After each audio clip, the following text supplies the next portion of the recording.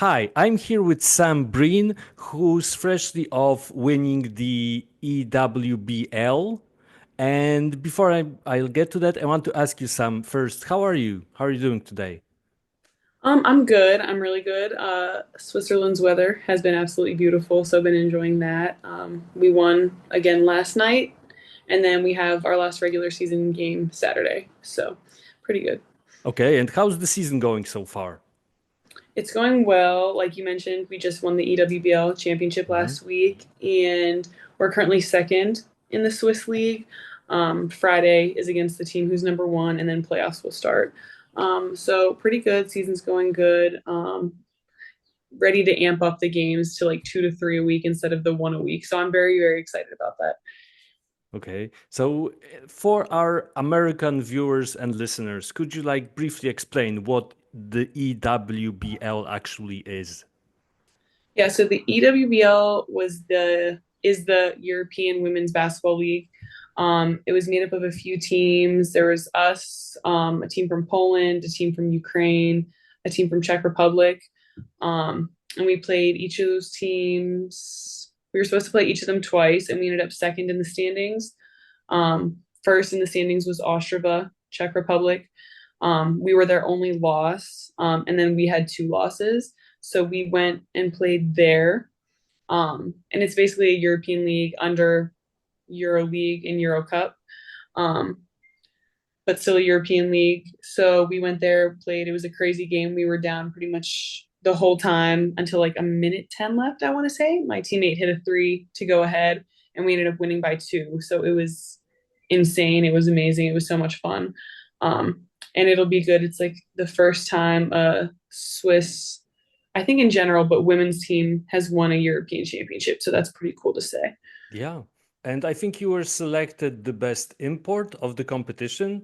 So the Hmm. best player outside the European Union to win the competition, which is also great, even though Switzerland isn't in the European Union technically, Hmm. and Ukraine isn't as well. So Yeah. I don't know how that works, but okay, okay. Yeah, me either.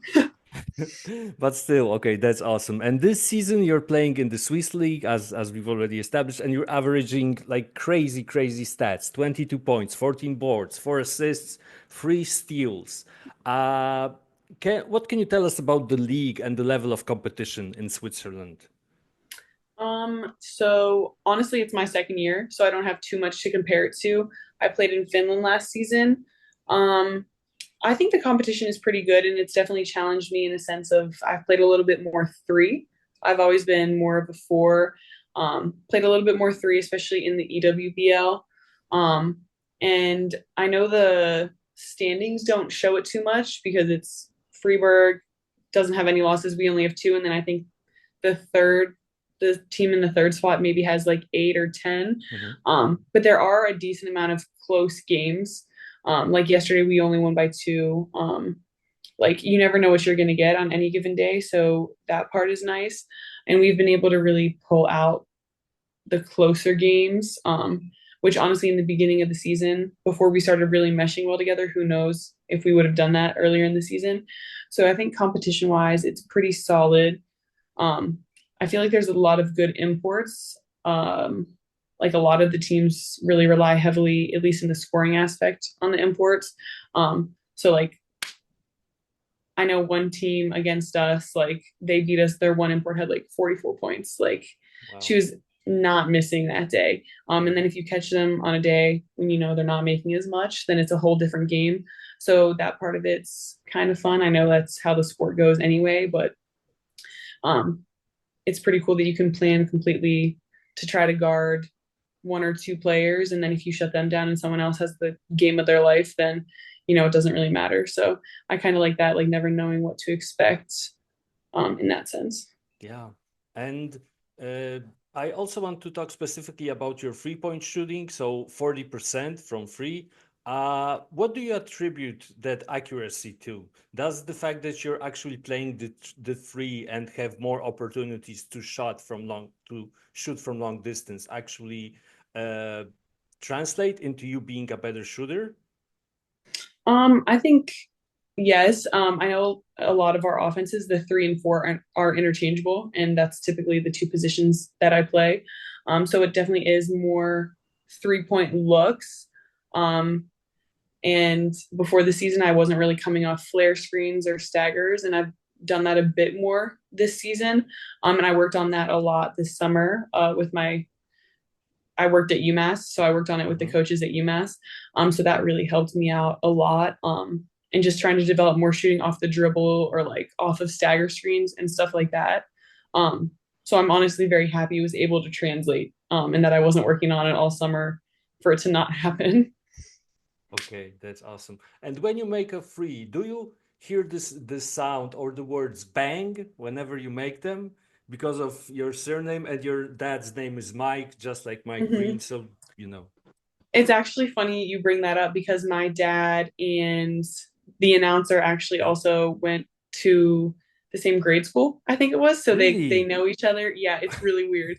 So they know each other. My dad actually recently has been dealing with some health stuff and the announcer like reached out to him. So it's funny you bring that up.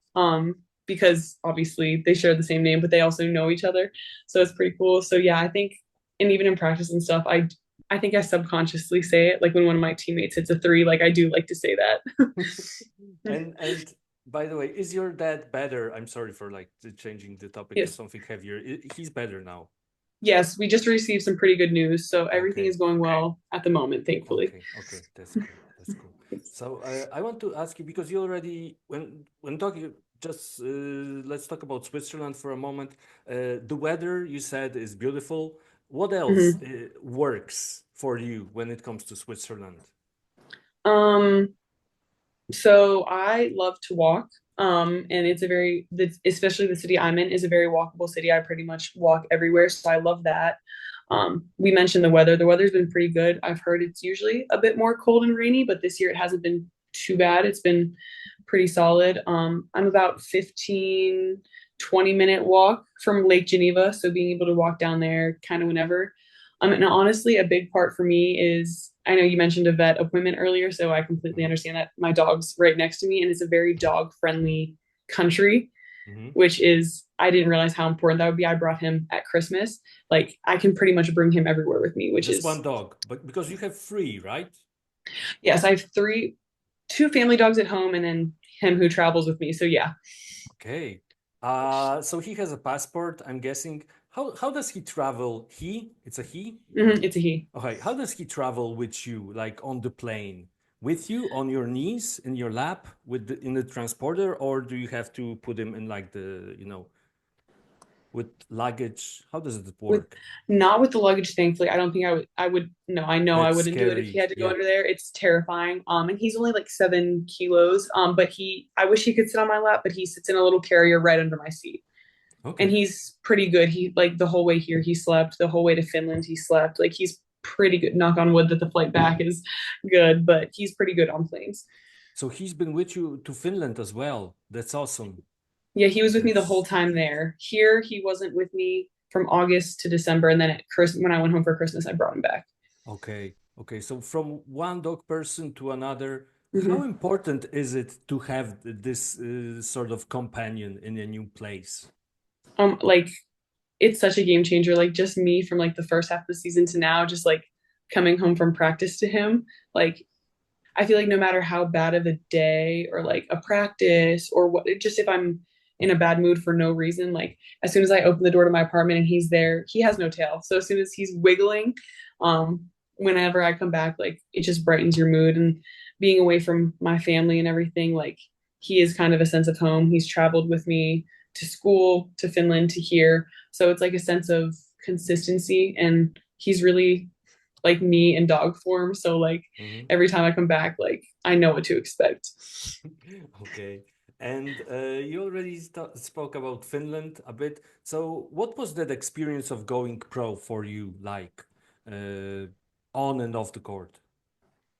Um, so Maybe how for a did you little end bit, up in Finland? yeah. Let's start with that, and then, how, uh, what was the reality like?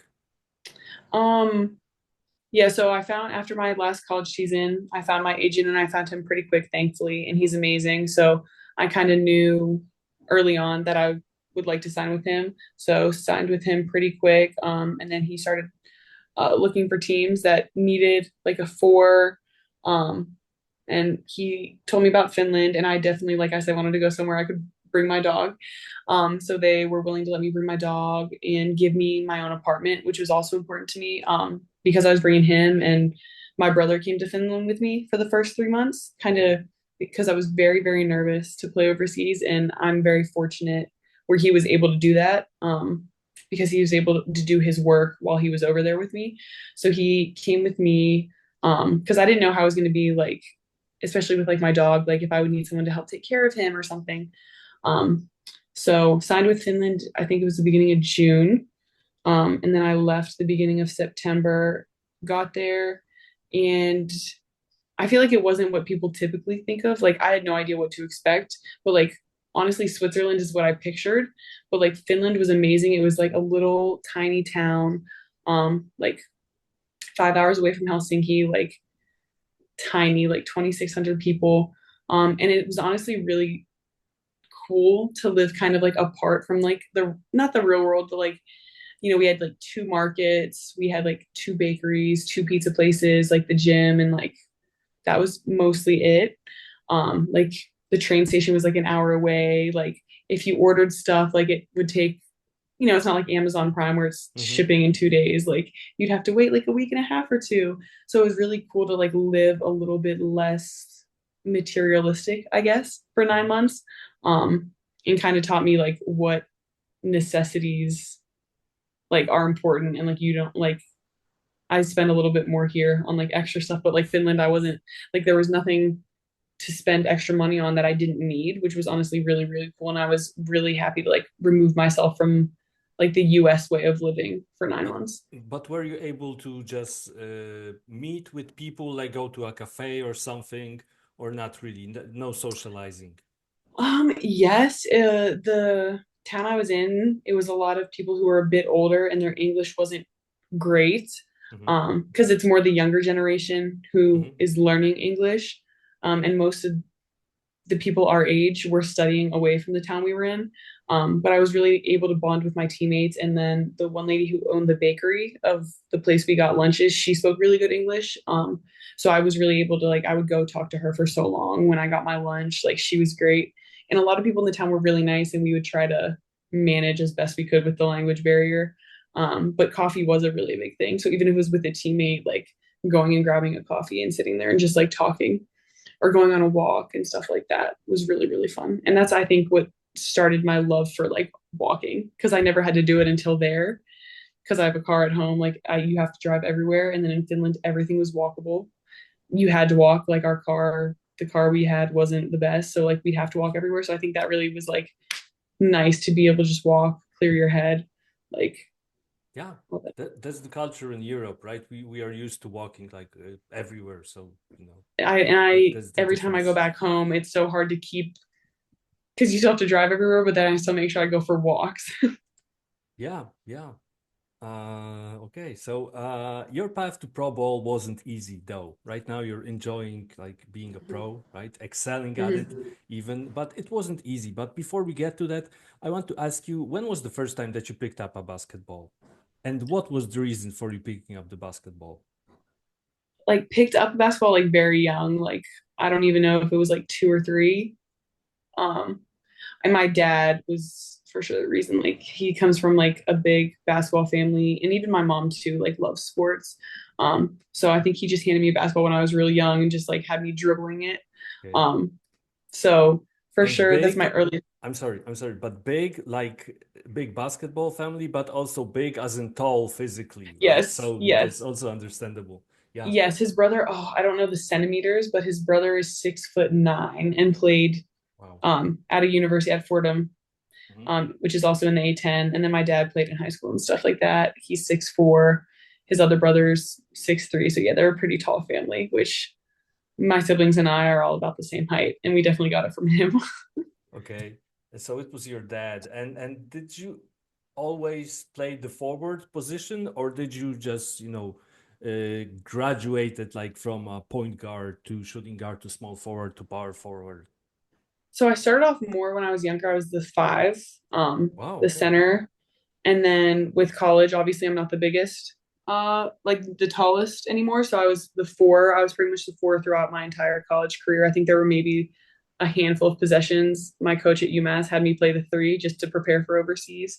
But never point guard. I mean, like growing up, you could kind of do a bit of everything, but like my main position was the center. And then yeah, came to like Finland was the four technically, but did a little bit more coming off ball screens and stuff like that. And then same thing here, like a little bit, but not like mainly. Hmm. So where did the passing come from? Because you're quite a passer for your size. So where does it come Well, from? um, honestly, like I have no answer for that other than just like it just like I love finding my teammates and like I think I was fortunate enough to just be able to like see more than I realize. Because like people have asked me that like how I see people like on both sides and I don't have an answer. I think I was just fortunate with like court vision to be able to see them and find them and most of the time, knock on wood, limit my turnovers, but like be able to complete the passes to them. Okay. And then you play like obviously school ball, high school basketball, and you've got a lot of exposure in your state. You finished your high school career with over, I think, 2,500 points, something like that. And Mm-hmm. Pennsylvania's 2017 Gatorade Player of the Year award, so that's pretty big. What sort of schools contacted you, and why did you pick Penn State originally? So it's funny, it's kind of a long story, so I'll shorten it. But I had done the early signing day. I had signed with Dayton, which is also in the Atlantic 10. And then, or I had committed. And then their coaches switched. And then I still ended up signing with them. And then the end of my senior year, their coaches, there was a lot of changes within the staff, and I just wasn't as comfortable. I still think I could have loved it there, but I just wasn't as comfortable. So I got my release. So I had from like April to May, like maybe 3 weeks max to find a new school. And so Penn State was one that reached out, like Virginia Tech at the time had reached out. Um, and I know there were a lot of other schools, but those were definitely my top two. And I think Penn State, like just being like my home state, like I didn't know too much about it. It was 2.5 hours away, which is far enough to like live my own life, but then close enough to go home if I needed to. And then I really got along with my position coach at the time there, Tamika Jeter. Loved her. And I just did an unofficial visit. I didn't do official just because of the time crunch. Um, and I just like really saw myself like wanting to be in Pennsylvania. And I did absolutely love the school. So that's kind of why I went that route at first. Unfortunately, it just wasn't for me. So I ended up leaving. But like at the time, like even looking back, I love the school. Like as a school, I loved being a student there. Um, but yeah, that's why I chose it initially. Yeah, yeah, and as you've already said, after 2 years, you entered the transfer portal and you picked UMass. So why UMass? Before we will Yeah, get it's to that. the reasons for you Mhm. transferring. Yeah. Yeah, well, it's funny because yeah, it was like four games into my sophomore year. Like I really couldn't finish the season, and it was a big risk because like mid-season transfers aren't the easiest because you have to sit out 2 semesters, so it's not very like it doesn't flow. And honestly, like UMass, like I did not want to visit. Like Coach Verdi knows that. Like all the coaches, I did not want to visit. It just seemed too far for me. Like with how unhappy I was at Penn State, I thought I wanted to be so close to home. And my dad really was like, "Don't like, don't cut anyone off without like trying." I was like, "Okay, you're right." So I'd done a visit, flew from that visit to UMass, and it was like right off the bat. I feel like I knew. It was just really a gut feeling, and like I'm really big on like gut feelings. Like my whole visit there was like amazing. And I was still super nervous to like commit to something so far from home because it's like 8.5 hours, like no traffic. It usually takes me like 9 to 10. And I was so nervous. But I think maybe I committed like 2 weeks after because I wanted to still go on other visits after just to not sell anything short and like make sure. But each visit after that, I think I went on two more. I compared to UMass, and that's kind of when I knew that UMass was the one because I was comparing everything to UMass and nothing was coming close. Um, so yeah, committed there the end of December, moved in January, and like being 9 hours from home, I really never felt the urge to go home. Like at Penn State, I wanted to go home every weekend. Like UMass just felt like home. And like I talk to my family all the time. But in terms of feeling the urge to go home, I didn't really have, which I loved because UMass really did give a sense of home. Okay. And also Coach Verdi himself, when you joined the program, I found like an old newspaper and Coach Verdi actually said after immediately, almost immediately after you joined his program that you could become the best player in the program's history. And that's incredible. Like coming from Penn State, where you barely played, to Mm-hmm. actually having somebody talk, I mean, build you up to the press and maybe to you personally as well, like that. Mm-hmm. So, in hindsight, what do you think he saw in you that people at Penn didn't? Um, I honestly don't know because at that time, at the point when I visited, I was really down and really not enjoying basketball. And that's one thing I forgot to mention with why I chose UMass is he said something like because I asked like what he would work on, like what he wanted me to work on. And I was thinking in a basketball sense, and like his answer was like he wanted to work on my confidence, and like no other coach had mentioned that. Like my confidence was absolutely destroyed, and he that was like his main thing he wanted to work on. So that was also a big part of why I chose there because it really opened my eyes to like see which coaches care about which things. Like, yes, we are players, but like we're also humans. And for him to want me to get my confidence and happiness playing back before working on any physical aspects was huge. But yeah, I think, I don't know, he must have seen just potential, which I'm very grateful that he did. Like I know I like to work hard and I don't like to cut corners, but at the time I don't know how he would have known that because at that point in my life I wasn't liking basketball enough to do the extra work. Um, so I want to say that he saw the potential and the ability to do that. Not sure, but whatever he did see, I'm very grateful because that was really the best decision of my life because before then I was convinced I was not playing basketball after college. Mhm. And the coolest thing about it is that he turned out to be right because you've graduated as the best scorer in the program's history. And there's like a nice moment when you set the team record, you and Coach Verdi enjoyed a hug. How special was that moment and for you and for him? And what did he tell you after that? That Yeah, good that was like, moment. yeah, no, it was like surreal. I remember because like I made jokes with people around like within the program because like they said when I broke the scoring record, but like technically they were counting my Penn State points. And we were like, that doesn't count. Like it's all UMass points. So as soon as we like I was able to do it with just UMass points, um, is when we like fully celebrated it. And like he always told me how proud of me he was. Whether I needed to hear it or not, like he constantly reminded me and let me know how much confidence he had in me, which even when I would go through slumps and phases like that, he never let me forget, which I'm very, very grateful for. And kind of just he reiterated that in that moment, like I'm so proud of you. I can't remember exactly what he said, honestly. But like definitely let me know he was proud of me. And I know we just hugged. Like I don't even think he had much to say. He's a very emotional guy as well. Mhm. So more just like a huge, huge hug. Probably some tears. He's a big crier.